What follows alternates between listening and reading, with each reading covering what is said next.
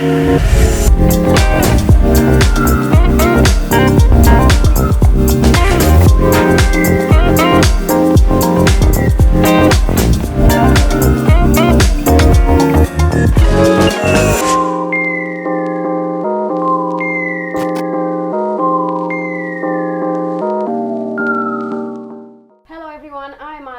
founder of AB+Production, and welcome to Wednesday Highlights. Today I have the pleasure to have Luis Richard, Executive Director of FC Dallas Emerald Coast. Welcome, Luis. Did I say your name right? You did, yeah. Thank you so much for having me today. I appreciate it. I'm so glad you're here. Yeah, today I actually learned that I was pronouncing Luis Richard, and you know, you don't know until you ask, and then you help me understand really that is French. So let's dive into a little bit into your, where is really coming from? What, the French background? Yeah. Well, let's see, I think on my father's side we have about 15 generations of Americans that arrived in Nova Scotia way back in the 1700s, I think, and just traveled down the Mississippi and landed in Louisiana and Mississippi. And so, yeah, so we're Richards. Richards, Richards, yeah. Know. It's very funny when I run into a few people that actually can pronounce, they pronounce it Richard. I'm very shocked typically because most people do say Richard, thinking the English version. Well, so. Don't you every day learn something? Luis, thank you for being here today in my studio and have an interview with me. As you may not know, Wednesday Highlights is every Wednesday that we talk and discuss various topics around entrepreneurship, business, and success. And we focus on business owners, CEOs, founders, and of course people like Luis, that's president of FC Dallas organization, a nonprofit soccer. And how about you tell us a little bit more, since you're the pro of this? After all, it's your organization. Okay, tell us about it. I am the executive director for FC Dallas Emerald Coast. Here I am, mistaking the title. And yeah, so we do have a president. We have a small board, and we've got a president, vice president, member at large, and then I'm the executive director that runs the daily operations of the club. We've got over 260 competitive players, over 340 recreation players that are in our organization, and our job is to get them out there developing their soccer skills, you know, playing soccer, learning from the coaches, and improving their skill. Tell me a little bit about the history about the FC Dallas. How did you got into it? When did you got into it? Well, actually, it's our 10th anniversary as FC Dallas affiliate. We FC Dallas. That's a long time. It is, and we are the oldest affiliate with FC Dallas. We were the first one back in 2011 in June, I think, and FC Dallas is an MLS professional soccer club over in Texas, and they were establishing different affiliates in the state of Texas and in other states as well, like Arkansas and Florida. And we somehow were fortunate enough to get their guidance and able to form a relationship with them at the time. I was not actually working with FC Dallas at the time, but they did that relationship, and it's just been great. I mean, we have been able to foster a relationship with them where they share their curriculum for their players. I've taken coaches there in past trips to almost have a workshop for a couple of days. I've seen some of your field trips on social media. They look fun, by the way. No. Yeah, this was actually the first year that I became director of coach, because I've been with FC Dallas Emerald Coast for, this is my 9th year now. Congratulations. Thank you. That's a long time. It is. It is with one organization. We've been here in the area for 15 years, myself personally. And so I've got 5 kids, all have grown up playing for this club in different times, and right now there's 4 of them playing. But when how did you get involved with it to begin with? With FC Dallas? Mm-hmm. Well, I'm a soccer coach by profession. I've been doing this for almost 30 years. I coached at Auburn University. I coached at the University of Mississippi with the women's soccer programs there in the SEC. I ran a soccer program in Alabama, as well a youth competitive club. And when we moved home to Florida, because I grew up here in the area back in the 80s and 90s. When we moved back home to Florida in 2005, I had an older daughter. Well, she was 12 at the time, but she got into playing competitive soccer, and they knew my background, and they wanted me to coach. So I coached a little bit there. And then she moved on. And then as the other kids got older, I was approached again to come back and coach. And I just said, sure. My oldest son is at the age that we need to pursue this. And so they asked if I could coach a little 9-year-old soccer team, and I said, sure. And the next thing I know, I'm coaching a high school age team. And then the next year, I'm a director of coaching. And now, over the last couple of years, I've been executive director running the day-to-day operations. Wow. And What so a journey from milestone to milestone. It has been a crazy ride. How did you, I'm excited for you, and that's why you see me sometimes interjecting, is because I want to jump so quick to the next thought, We have a candid conversation, so I'm always interested into the history behind it. How did you start it? And you tell me how you started and how you got into it. And clearly you got what you wanted, right? Like your passion for soccer and... Well, what I wanted, I'm not sure, but I think it's what I'm supposed to be doing. But you're 9 years in. It's what I'm supposed to be doing, I think. Because I've actually walked away. What do you love so much about it? I'm not sure. I just know that I'm good at developing programs. So that's your drive. I think so. I've walked away from soccer multiple times in my lifetime, going back to the college days when I was injured and things. And there's always this draw bringing me back in. And so here it is. And I talked about this at the annual kickoff last month, was where I just started. I committed to coach this 9-year-old soccer team, 10 kids. That's all it was. And by year 3, they had advanced to the Final Four of the President's Cup.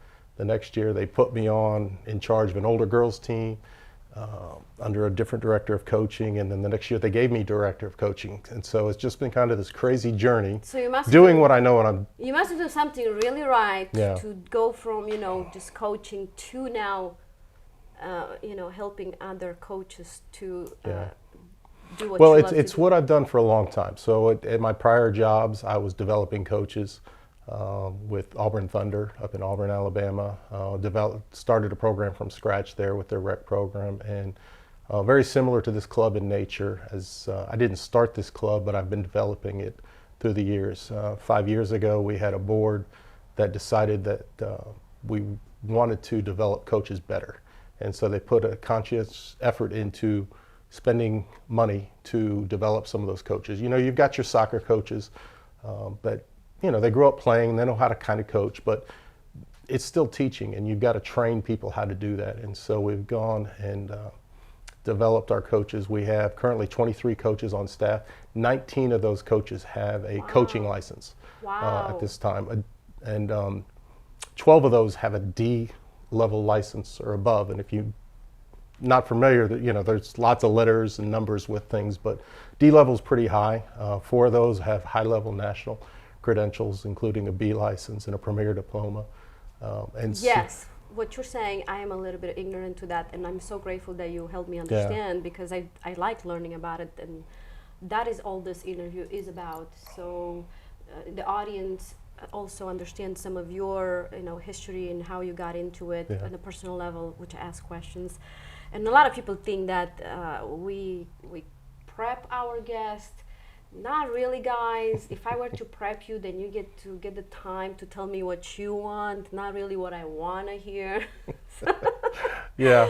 With that being said, that's why that process is not that type of process. And a lot of guests are like, well, but I do want to ask you first about your organization where you are involved right now. What do you want to tell the audience about a little bit more specific in a sense? What's the focus of it? What is just give me a little more insight in FC Dallas organization, well, Emerald Coast FC Dallas, and its focuses and its goals. Our biggest focus with FC Dallas Emerald Coast is to develop soccer players, improve their skill, technical ability, and their understanding of the game. And we're able to do that on all different levels, from ages 6 to 19, given the vast array of programs that we have within our club now. It used to be that it was just a straight competitive team environment.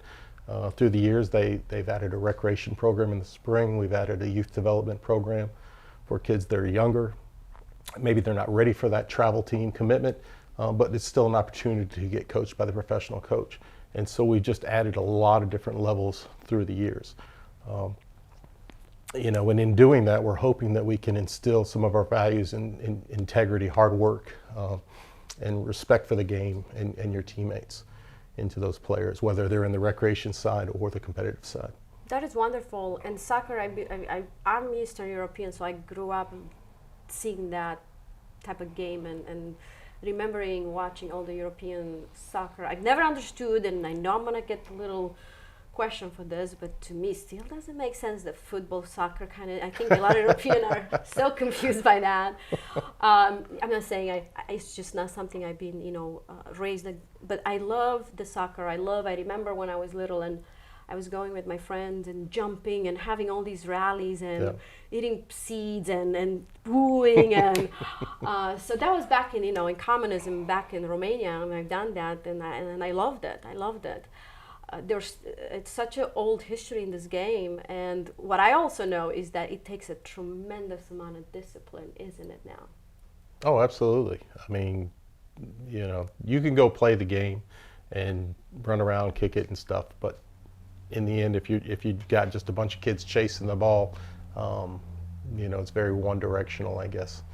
And so the coaches, that's our best teaching tool to the players, are trying to instill, a little bit of tactics, a little bit of technique, and spread the knowledge of the game. Well, that's what you can do these days, right? Yeah. And do you find challenging a little bit more now these days versus, let's say, 5 years ago with the technology? Do you find that it helps for the kids to be focused? Do you find that what's your thoughts and feeling about where this world transitions in a sense of not just technology, but our time spent? Because now some kids don't want to go play soccer; they'd rather be on their phones. Well, do you encounter that? We absolutely still encounter it. There are still parents that they want their kid to be active, and so they push them in a direction to try and facilitate that. And bottom line is, you've got children who they would much rather be sitting in a place comfortable to them, and whether that's on a phone or playing a video game or just reading a book, versus being outside and being active. However, what I've found is, as the phones have come of age with the kids and things, it's not that big of an issue once they get to the field. They're told to put their phones in their bag. They're stepping onto the field, onto the grass, in between the lines. And the coach has them for the next hour and a half to do all of his drills and things, and they're not really focused on that. That's wonderful to hear. I was wondering, how do you prevent that? Let me get my phone to Instagram, how cool I look at a soccer ball right now. I confess, they may check it on every water break, but not too much. Not a bad thing. I am just trying to understand from a perspective from you. Do you see challenging kids being more focused versus 5 years ago?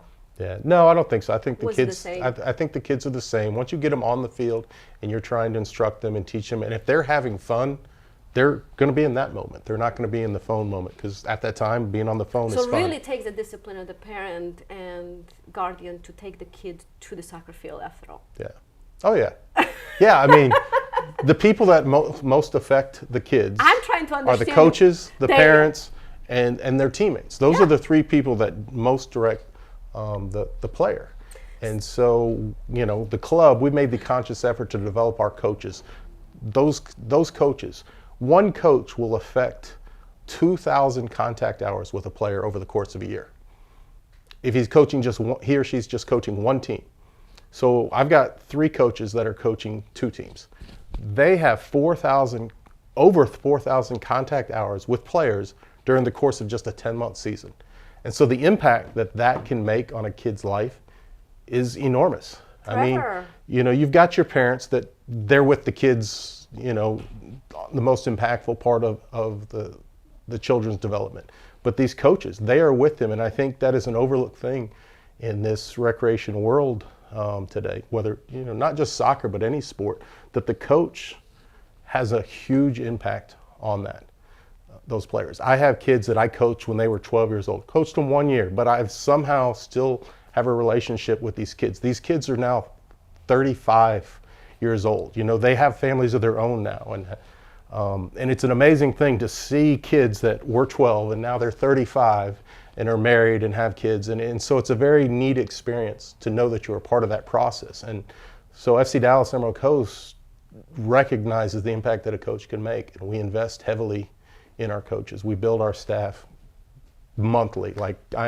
It's not just a summertime thing where all right, we've got these 15 teams, we're going to hire 15 coaches. I am building my staff constantly throughout the year, finding the right people that can help develop those kids, and some even help develop the other coaches. Which that brings me back to the question of finding the right people. You say, obviously, it takes a good amount of discipline in order to be a leader. It does.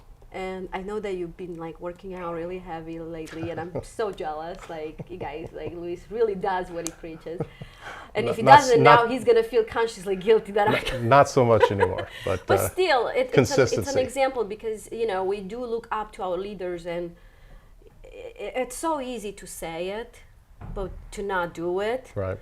It makes sense why a kid would say, "Why would I follow this coach program when they're not even doing it?" So experience with coach, I agree, it's very important. How do you find those right people, or what do you look for to constantly increase your member staff in the organization that you want to grow successfully and have such a powerful impact on youth? Yeah, I tell you, that's probably one of the hardest parts about this job, because finding the right coach, it's such an unknown, right? As a military town, we're very transient, right? We have coaches on staff right now that are highly credentialed. One of them played college soccer. One of them has a D license. But I know they're only here for 2 or 3 years, just because. So you have to always be on the lookout. We're always on the lookout, and so we can always count on new military parents coming in that have a background, like these 2 that are on staff now. Tell my audience. So I want this to be, in case somebody sees it, for Luis here. What is it that particularly you look for that they can reach out to you for future? Somebody may come across this footage and say, "Wow, I didn't even know they look for that." Yeah. We're looking for any coaches that have a background in youth soccer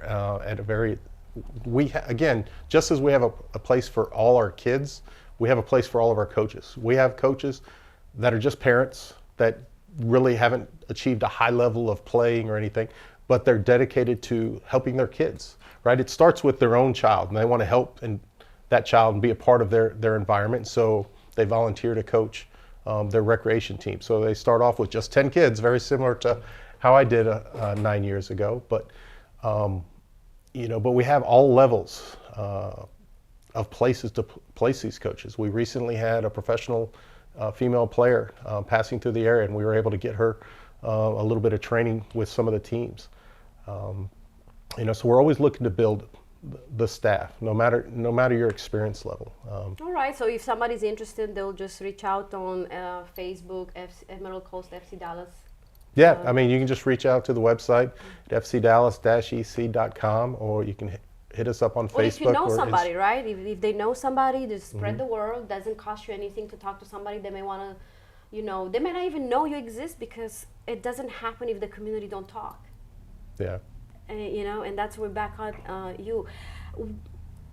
Big question: what is really the main focus of FC Dallas, Emerald Coast FC Dallas? What is the focus? The biggest focus is developing those kids, teaching them skills, the integrity, the hard work, the respect for the game. That is the big focus of FC Dallas. And wonderful. It's such a powerful message to say, to have impact healthy on kids, in other words. Yeah. How do you plan to achieve this focus and the success of what it requires to come every day? Yeah. How do you do that? Or how do you achieve it? It goes back to the coaches. The coaches are the most impactful on the players. Then we try to keep the parents informed on what our message is and our vision and values, so that when the kids go home, those parents can instill that into the kid and continue to foster that love for the game. It's been said by many coaches on my staff and myself that if the kids are not having fun with what they're doing and when you're training them, then you're doing something wrong. Because in the end, this is absolutely a game, and the kids are there because they want to have fun. You know, That is amazing. they're not there because mom and dad said you need to go stay active. They're there because they're enjoying running around with their friends. They're enjoying kicking the soccer ball, scoring soccer goals, you know, and they love it. How the community can support you, Luis? Goodness. Well, for once, I know being a marketer, one of you Yeah. helping you with your organization. Of course, there are sign-ups on the website, guys. A lot of events going on, so I highly encourage you to visit FC Dallas website. Their social media is on point. Luis takes such a high pride now and educate through his content. I'm very, very happy with how you move in your strategy, because now if I were to be a parent, well, I'm a parent, but I'm putting myself in some different shoe. If I were to come across and see that, it's so much difference in not just, I don't want to say convincing, I want to say really make me feel guilty Right. to do what I'm supposed to do. Sign up my kid for soccer. Yeah. Well, I mean, we have so many programs, and I'm not sure the general public knows how many different programs we offer. And so my mission over the last year has been to educate as many people as we can with everything we do have, that we're not just a club that formed for the travel, that it's just travel kids only. There's a spot for everybody. While the travel player, the competitive player, is a bulk of the club, we have programs for everybody. And our recreation program 4 years ago was 120 kids. This last spring was 340 kids. So it's just grown exponentially over the last couple of years. And it's another great opportunity for FC Dallas Emerald Coast to share our message, our vision, and our goals with these players and develop them, no matter what their level. You have for it. That's what I love about the Wednesday highlights, guys. I sense a good amount of passion here, and I don't want to say no, because Luis does a great job being contained here. But the passion that I'm sensing for these businesses, sometimes it's so overlooked, because a lot of marketers, a lot of business people don't really take that time and really sit down and look at your eye and say, tell me about the history of this, tell me where your goals are, how do you see this happening, and most important, what the community can do for you, because I say it, without community there's no growth, Luis. Yeah. No, you're absolutely right. I mean, we are a community-based organization. They're in Niceville. We're a 501c nonprofit, and that's even more amazing, the fact that you are also that and supporting those jobs and supporting those costs. It's a true talk. Those are people that need to understand that at the end of the day, no matter how wonderful job you do, and you guys do phenomenal, I mean, the feedback from people, it's just, above and beyond. Yet people tend to forget sometimes that there really is needed of support of community, and there is a business at the end. Is a business. It absolutely is, and it has to be seen that way, because it can't just be seen as recreational only, in my opinion. What do you think? Absolutely. I mean, we made a conscious effort over the last couple of years. So we have an executive, a board of directors now, and I'm the executive director running the day-to-day operations. Just as recently as 3 years ago, we had a much larger board, and each of those parents was in charge of running a certain aspect of the club. And, while the dedication to volunteering to help the community and the organization was admirable by everybody, the amount of time having to be put in by some of these individuals was enormous. We had a general manager that he easily put in 1,000 hours doing some of the stuff that I have to do, and we have a bigger administrative staff now. So just the amount of work that was going in by volunteers was enough for a part-time job, and so it got overwhelming. And so we're able to streamline that more effectively now with an executive director and handling the day-to-day operations. Which is being back to you. Bring it back to me. Are you looking for volunteers still? Always. We are always looking for volunteers. We have 2 huge tournaments throughout the year, and all the parents in the club are required to commit to volunteering for those events. It brings in, I think it's over 1,500 kids into the area. It brings in over $1 million, $1.5 million, I think, in revenue in just the course of 48-hour period between Fort Walton, Niceville, and Destin. So when you talk about tourism and things like that booming, these sporting events, they do the same. It's unbelievable the amount that comes in. to the air. Currently, we have over 120 teams scheduled for our October tournament alone, and that's our small one. So congratulations. it's kind of crazy. Congratulations. Yeah, thank you. Is anything tapping towards exiting this interview, crucial interview? How was it for you, by the way, the experience with? Oh, it's awesome. I mean, I can't even remember the first time we met, but I told Ada and her AB+ team that you guys are the company I've been looking for. You are the ones, because in this day and age where social media is all the rage, and it's just an integral part of developing your business. And we were struggling creating enough content to make it worthwhile and get traction. And finding you guys in the winter was just an amazing thing. And it's been so awesome to work with you with the different sponsorships and partnerships that we've been able to collaborate on, like your Sunblock Social that you had in May. That was an amazing event. Oh, it's coming next year. Even bigger. I know, Don't worry. and I can't wait. And I'm going to attend this one. Don't worry, you're going to be there. I had to send a representative. Fun. But thank you for that feedback. I really appreciate it. So the community definitely needs to hear out that you guys need help, support. I've always said the smartest people on the earth are the ones that actually are willing to get the help, because you cannot do everything yourself. No. And it takes a little village to create and make something impactful. You can't just do it yourself. Rarely one person was able. I know God did that to an impactful level, but I'm not really sure of a one single person to create such an impact on so many lives. You know, I'm sure there are people out there, but what I'm trying to say is we'll always be here to support you and talk about you to everybody who we know, because that's what we do. If everybody have any questions, anyone, please reach out to FC Dallas, either their social media, they're very active on it and respond right away. Website, you know, reach out via website. If you have more questions, reach out to us. We'll put you in touch with Luis Rochard. Did I say it right? You got it. You got it. I got it. Please be kind and share this if it brings any value to you. And don't forget that we need your support for FC Dallas, Emerald Pulse FC Dallas, such as memberships, you know, engagement. Make sure you look up and sign up for the upcoming tournaments they have. Volunteer and reach out, and sometimes even just talk about it. It's a wonderful opportunity to achieve your goals, to find those people they need. Yeah, absolutely. Please reach out. So is anything in the end that you want to send a message to the youth about your organization, or how they can support you there?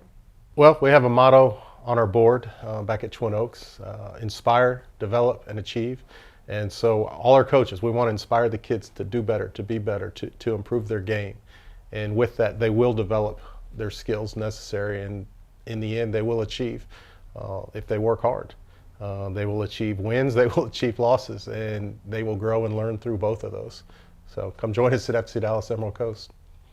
Luis, thank you so much for that inspiration. It's been amazing, at least for me. And yeah, thanks for having me. I want to end up with wishing you much success. We'll always be here to support you. Thank you again for being here in Wednesday Highlights with Ada Bowman, me. And if you guys have any questions, feel free to reach out. Otherwise, I'll see you next time. Signing out, Ada Bowman.